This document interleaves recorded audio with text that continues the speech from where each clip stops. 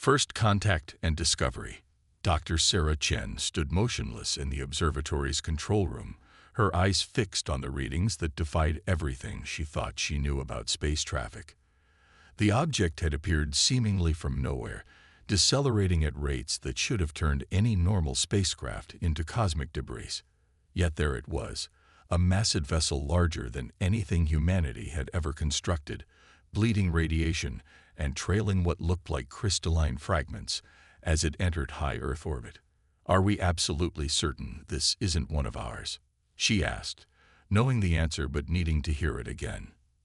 "Nothing we have could move like that," replied Dr. Marcus Rodriguez, his fingers dancing across the holographic interface as he tracked the object's descent.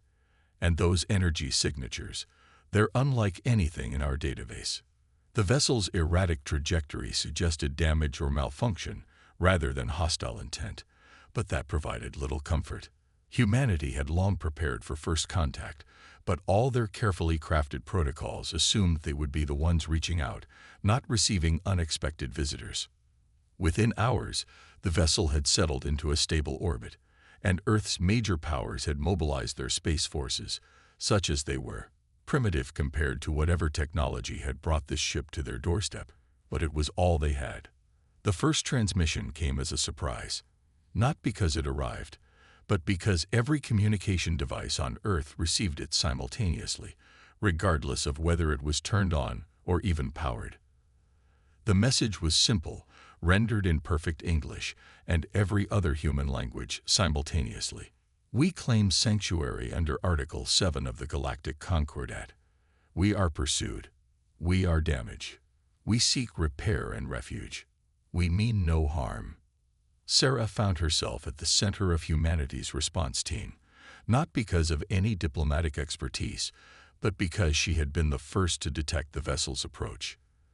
The UN Security Council, hastily convened an emergency session, designated her as part of the first contact team. The landing zone was prepared in the Atacama Desert, remote enough for safety, but accessible enough for the massive logistical operation that first contact would require. As the alien vessel descended, its true scale became apparent. Nearly a kilometer in length, its surface was covered in what appeared to be living metal, shifting and flowing like quicksilver. The ship's occupants, when they emerged, were both more and less alien than anyone had expected. Bipedal, but with 4 arms and skin that seemed to shimmer with bioluminescent patterns, the Orcs, as they called themselves, moved with a fluid grace that suggested their species had evolved in an environment with variable gravity. Their leader, who introduced himself as Navigation Chief Zexley, wasted no time with pleasantries. "Your world is about to become the center of a galactic crisis," he announced through what appeared to be a living translator device wrapped around his throat. "We did not choose Earth by random chance. We came here specifically because of what you are." Sarah, standing beside the UN Secretary General, found her voice. "And what exactly are we?" "You are sea-born," Zexley replied, his bioluminescent patterns shifting to deep blues and purples, one of the few species in the galaxy still carrying the original genetic markers of the precursors. "This grants you protection under laws so ancient and fundamental that even our pursuers dare not violate them." The revelation hit humanity like a thunderbolt. They had long wondered if they were alone in the universe. Now they learned not only were they not alone, but they apparently held a special status they hadn't even known about. "These pursuers," the Secretary General asked, "who are they?" "The hegemony of 7 suns," Zexley's patterns shifted to angry reds. "They seek to dominate all spacefaring races, to forcibly uplift them into their idea of civilization. We refused. We fought. We lost." His upper arms made a gesture that somehow conveyed both resignation and defiance. "But here, under your protection, they cannot touch us." Sarah's scientific mind raced with questions. "These genetic markers, can you show us? Help us understand what makes us sea-born." The next few days were a whirlwind of discovery. The Orcs shared their knowledge freely, helping Earth scientists understand the unique genetic sequence that mark humanity as descendants of the mysterious precursors. It wasn't just a single gene or sequence, but a complex pattern woven through human DNA like a signature or watermark. But they weren't celebrating for long. 7 days after the Archery's arrival, the Hegemony's fleet appeared at the edge of the solar system. Hundreds of ships, each dwarfing the Archery vessel, began decelerating toward Earth. The message they broadcast was brief: surrender the refugees, or face the consequences. Humanity's response, drafted by an emergency session of the UN and broadcast by Sarah herself, was equally brief. The Archery are under our protection. Any hostile action against Earth will constitute a violation of precursor law regarding seaborne worlds. The tension mounted as the Hegemony fleet drew closer. Would they risk violating a law so ancient and fundamental? Would humanity's newfound status be enough to protect both themselves and their refugees? The answer came 3 days later, when the Hegemony fleet suddenly altered course, burning massive amounts of energy to change their trajectory away from Earth. They didn't leave entirely, establishing a blockade at the edge of the solar system, but they didn't advance further. You see, Zexley's patterns showed what Sarah had learned to recognize as satisfaction. Even the Hegemony fears the consequences of harming a seaborne world. But this is only the beginning. Now that they know what you are, everything will change. The galaxy will never be the same. Sarah looked up at the stars, visible even in the daytime through the Atacama's clear skies. I suppose, she said, that's what first contact is all about. The Archery's arrival had answered humanity's oldest question: are we alone? Only to replace it with new ones. What did it mean to be seaborne? Who were the precursors? And most importantly, what role would humanity play in a galaxy that had suddenly become much larger and more complex than they had ever imagined? The answers to these questions would have to wait. For now, Earth had refugees to protect and a blockade to deal with. Humanity's first steps into galactic politics wouldn't be easy, but at least they had one advantage: a genetic heritage that made them untouchable, even to the most powerful forces in the galaxy. The trial of humanity. 3 months after the Archery's arrival, Earth's political landscape had transformed beyond recognition. The Hegemony blockade remained at the edge of the solar system, a constant reminder of the delicate balance humanity now walked. But it wasn't the silent fleet that concerned Dr. Sarah Chen anymore. It was the visitor sitting across from her in the newly constructed Galactic Relations Complex in Geneva. Ambassador Kittal of the Galactic Concordat looked almost human, save for the silver scales that covered their skin and the subtle way their pupils changed shape as they spoke. You understand, they said, their universal translator rendering their words in perfect English, that claiming seaborne status comes with certain obligations. Sarah exchanged glances with Marcus Rodriguez, who had become Earth's unofficial expert on alien technology. The Archery mentioned nothing about obligations, she replied carefully. Kittal's pupils contracted to thin lines. The Archery were refugees seeking shelter. We are the Concordat. We maintain order among the stars. And now, humanity must prove worthy of its heritage. The words sent a chill down Sarah's spine. Prove worthy. I thought our genetic markers already established our status. Genetics mark you as potential heirs, Kittal explained, producing a crystalline device that projected a holographic document into the air. But potential must be tested. The precursors left more than just laws. They left trials. The hologram shifted, showing what appeared to be massive structures floating in space. These are the proving grounds, Kittal continued. 7 stations, built by the precursors themselves, scattered across the galaxy. If humanity wishes to maintain its protected status and continue sheltering the Archery, you must send champions to complete at least one trial.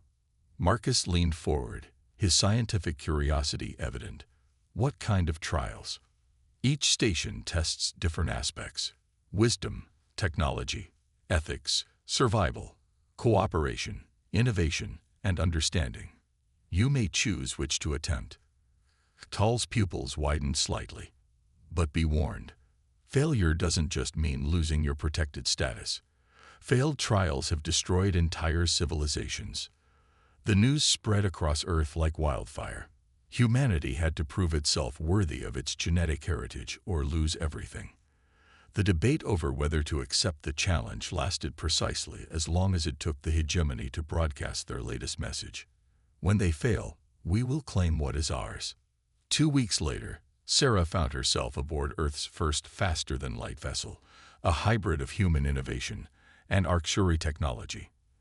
The ship, named Prometheus, carried Earth's chosen champions, a carefully selected team of scientists, philosophers, soldiers, and diplomats from every corner of the globe. Their destination, the trial of innovation, chosen because humanity's rapid technological advancement had already impressed both the Arcturian and the Concordat. The station hung in space like a massive geometric puzzle, its surfaces covered in shifting patterns that seemed to defy the laws of physics. "Remember," Zexley warned as they approached. The Arcturian had insisted on accompanying them as advisors. No species has attempted this trial in over 10,000 years. The last ones who tried. His bioluminescent patterns shifted to deep, mournful purples. The trial began the moment they docked. The station's AI, speaking in that same perfect translation they had come to expect from advanced alien technology, presented them with what seemed like a simple task. Create something new, something that has never existed before, something that changes everything. The catch: they had to use only the tools and materials provided by the station. Technology so advanced it might as well have been magic to human eyes, and they had to do it while the station itself worked actively against them, changing its internal architecture, altering environmental conditions, and presenting increasingly difficult challenges. Days turned into weeks. The team worked in shifts, combining human creativity with the scattered insights Zexley could provide. They failed repeatedly, each failure teaching them more about the technology at their disposal.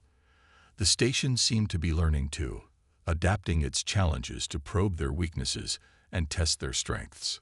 The breakthrough came from an unexpected source. Dr. Yuki Tanaka, a theoretical physicist who had been studying the station's shifting architecture, noticed something nobody else had: patterns in the chaos. The station wasn't just changing randomly, it was communicating. "It's not just a test of our ability to innovate," she explained to the team. "It's a test of our ability to understand innovation itself. The station isn't our opponent, it's our partner." Working with this new understanding, the team did something unprecedented. Instead of trying to create something new using the station's tools, they found a way to work with the station itself, using its constant changes as part of their creation. The result was something that even Catal admitted had never been seen before: a self-evolving system that could adapt to any user's level of technological understanding, teaching them to innovate in their own way. When the trial ended, the station's AI made an announcement that would be remembered in human history forever. Trial completed. Innovation achieved not through dominance of tools, but through cooperation with them. Humanity demonstrates understanding beyond mere creation. Status: worthy. The journey back to Earth was filled with celebration, but Sarah couldn't shake the feeling that this was just the beginning. They had proven themselves worthy of their heritage, yes, but they had also demonstrated something that clearly surprised the Concordat and worried the hegemony. "You did more than pass the trial," Kittel told her as they approached Earth. "You showed an approach we haven't seen since the precursors themselves." The station records show they valued collaboration over conquest, understanding over dominance. Perhaps the ambassador's pupils shifted thoughtfully. Perhaps that is why they chose your world to carry their marks. The hegemony fleet was still there when they returned, but something had changed. The ships seemed less threatening now, more like observers than enforcers.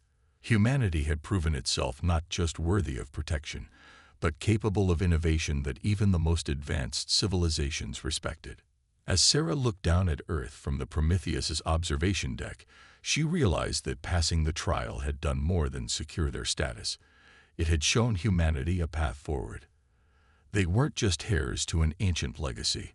They were innovators who could help shape the galaxy's future. "So," Marcus asked, joining her at the window, "which trial should we attempt next?" Sarah smiled. Whatever challenges lay ahead, humanity had proven they could face them, not through force or dominance, but through understanding and cooperation. The stars no longer seemed like a barrier to be overcome, but a frontier to be explored together. Keepers of the Code.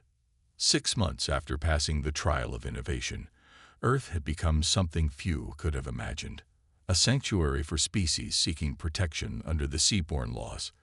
The hegemony's blockade had withdrawn, replaced by a steady stream of diplomatic vessels and refugee ships from across the galaxy. Dr. Sarah Chen stood in the newly constructed Galactic Embassy in Nairobi, watching as yet another holographic distress call played out before the United Earth Council.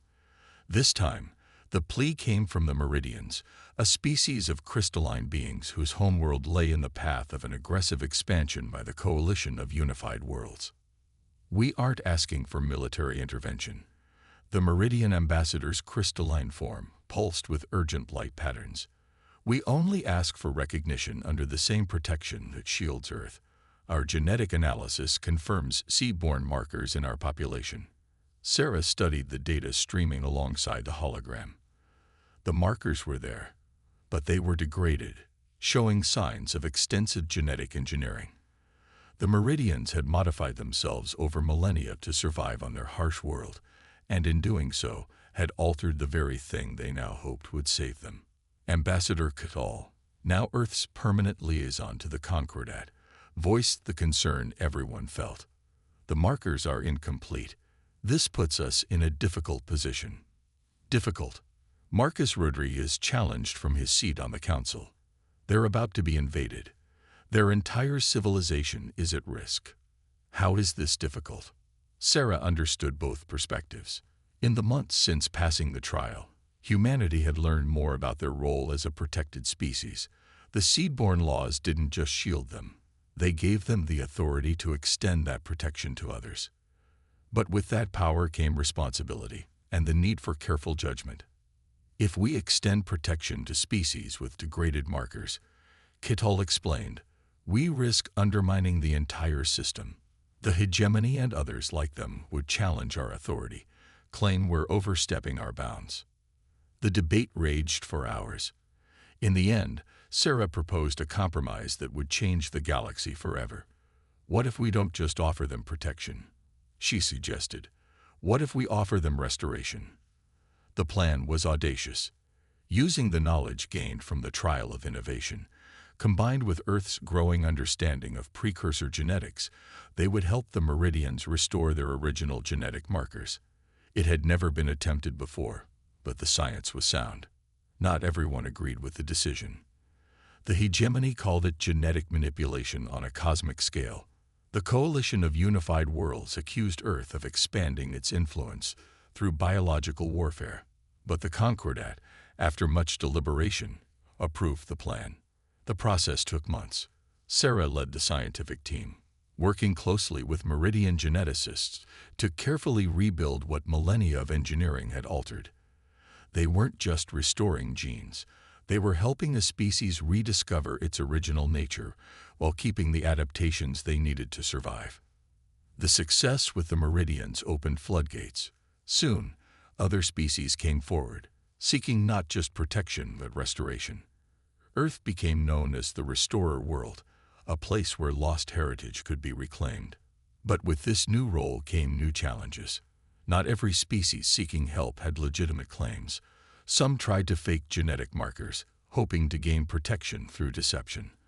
Others had genuine markers but sought to use their protected status for conquest rather than preservation. The turning point came when they discovered the Nexus, a massive space station of clearly precursor origin, drifting in what had once been neutral space. Unlike the trial stations, the Nexus was a repository of genetic data, containing records of every seaborne species the precursors had ever created. The discovery changed everything. Now Earth could definitively verify claims of seed-born status, but the knowledge came with a terrible burden.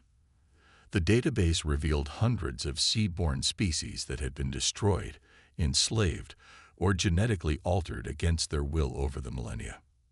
Sarah found herself standing before the United Earth Council again, this time presenting a list that would shake the galaxy's power structure to its core. These civilizations, she explained, displaying a holographic map of known space with dozens of points highlighted, all have populations descended from seed-born species. Many don't even know their own heritage. The implications were staggering. Major powers like the hegemony and the coalition had built their empires on worlds that should have been protected. Enforcing the seed-born laws retroactively could rewrite the borders of known space. "We have to be careful," Catal warned. "Moving too quickly could destabilize the entire galaxy, but moving too slowly condemns millions to continued subjugation." The solution came from an unexpected source. The Arcturi, still Earth's closest allies, proposed creating the Restoration Council, a body of representatives from all confirmed seed-born species who would work together to gradually implement the laws while maintaining galactic stability. As the council took shape, Sarah couldn't help but reflect on how far humanity had come. They had moved from a species unaware of their heritage to the guardians of an ancient legacy, responsible for protecting and restoring others like themselves. "We're not just keeping a code," she told Marcus as they watched the first Restoration Council session begin. "We're keeping a promise. The promise the precursors made to all their children, that they would have the chance to grow, develop, and choose their own path." The galaxy was changing, and humanity was at the heart of that change. But as ships arrived daily seeking verification, restoration, or protection, Sarah knew their greatest challenges still lay ahead. Being keepers of the code meant more than enforcing laws. It meant understanding the responsibility that came with them, and being worthy of the trust the precursors had placed in them so long ago. The hidden purpose. 1 year into Earth's role as leader of the Restoration Council, Dr. Sarah Chen noticed something odd in the precursor genetic database. Hidden within the complex markers that identified seed-born species was a pattern, not in the genes themselves, but in their locations across space. She stood before the massive holographic display in the Nexus Station's central chamber, now permanently staffed by a joint team of human and alien researchers. The map showed every confirmed seed-born world, past and present, each one a point of light in the galactic expanse.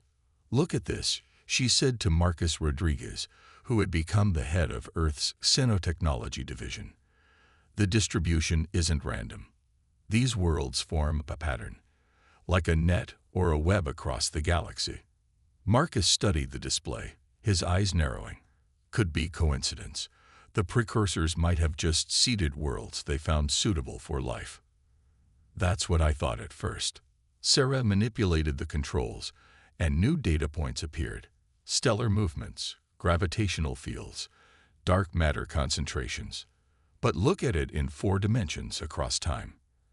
As the simulation ran forward, spanning millions of years, the pattern became clear. The seed-born worlds weren't just arranged in space. They were arranged in time, their position shifting with the galaxy's rotation to maintain a perfect geometric pattern. "It's a containment grid," Ambassador Kittle said quietly. The Concordat representative had entered unnoticed, their silver scales reflecting the hologram's light. "We suspected, but we never had proof until now." "Containment for what?" Marcus asked, but Sarah was already overlaying new data, gravitational anomalies, spatial distortions, areas where the laws of physics seemed to break down. At the center of the pattern was a region of space that had been declared off-limits by every major civilization for as long as anyone could remember. The Void, they called it, a place where ships entered but never returned. Kittle's pupils contracted to pinpoints. The precursors weren't just seeding life. They were building a prison. The revelation shook the Restoration Council to its core. The genetic markers that made species seed-born weren't just markers. They were keys, parts of a vast biological mechanism designed to maintain the containment field around the void. But the system was failing. As seaborne species were destroyed or altered over the millennia, gaps had appeared in the containment grid. Whatever was inside was starting to break free. That's why Earth's location was so important, Sarah realized, highlighting their solar system's position in the pattern. We're at a crucial junction point. Without our markers, active and unchanged, the whole grid could collapse. The hegemony and coalition representatives on the council were skeptical, but the evidence was undeniable. Deep space probes sent into the weakening sections of the grid returned readings that defied explanation. Time flowing backwards, space folding in on itself, fundamental forces breaking down. The precursors didn't give us these genes to protect us, Marcus said, his voice heavy with the weight of understanding. They gave them to us so we could protect everything else. The question became what to do with this knowledge. The containment grid was weakening, but now that they understood its purpose, they might be able to reinforce it. The restored meridians had already strengthened their section of the pattern. Other restored species could do the same. But some on the council argued for a different approach. Whatever's in there has been imprisoned for millions of years, the coalition's representative argued. Perhaps it's time to make contact, to understand rather than continue this ancient quarantine. The debate might have continued indefinitely if the decision hadn't been made for them.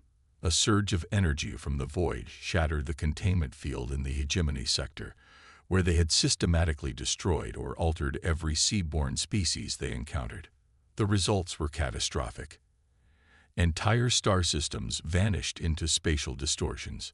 Others emerged changed, their planets aged millions of years in moments, their stars transformed into things that shouldn't exist in our universe. Sarah found herself back on Earth, standing in the Galactic Embassy as reports flooded in from across the galaxy. The void was expanding, consuming everything in its path.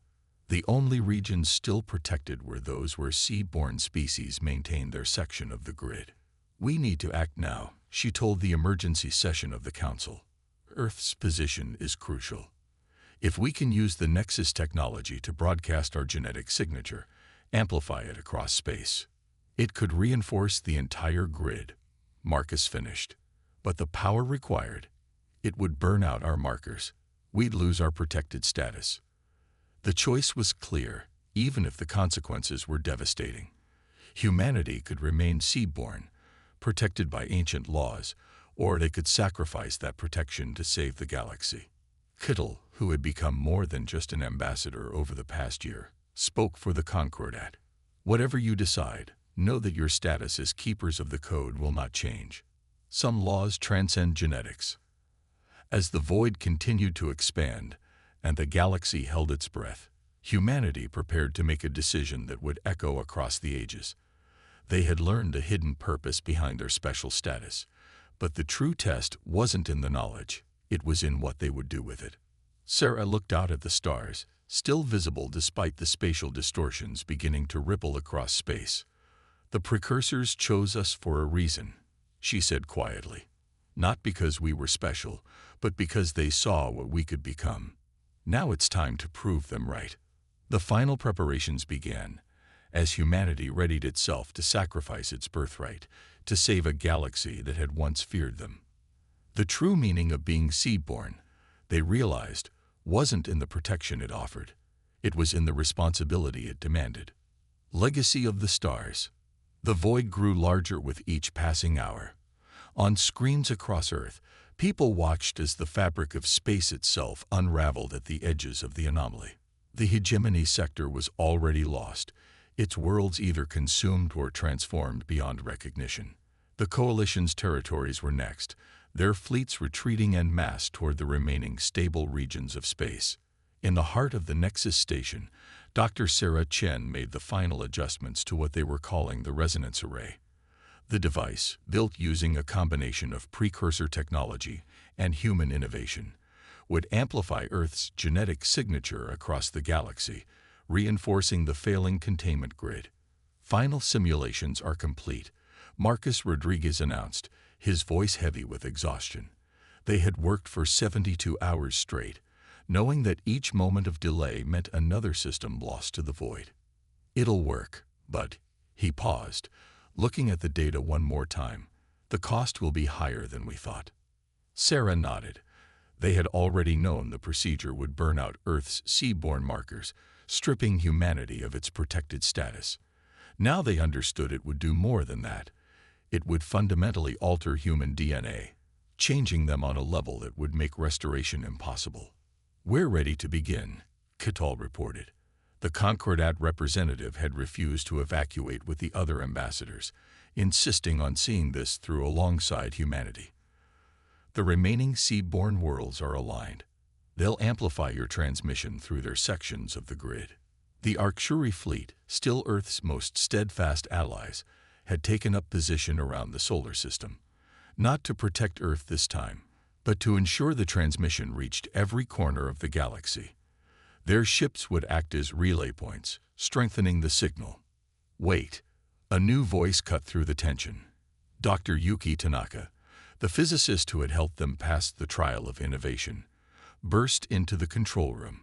"I've been analyzing the void structure. It's not just breaking down space-time, it's trying to reshape it." She pulled up her findings, showing energy patterns that looked disturbingly familiar. The signature matches precursor technology, but it's wrong. Corrupted, like a program that's been running too long, accumulating errors. Sarah's mind raced. The prison isn't containing something from outside our universe, she realized. It's containing part of our universe that was corrupted. The precursors were quarantining a section of space-time that had begun to malfunction. "And now it's spreading," Marcus added, understanding dawning. "Like a virus in the operating system of reality itself." The knowledge changed nothing about what they had to do, but it changed everything about what it meant. They weren't just saving the present. They were protecting the fundamental nature of their universe.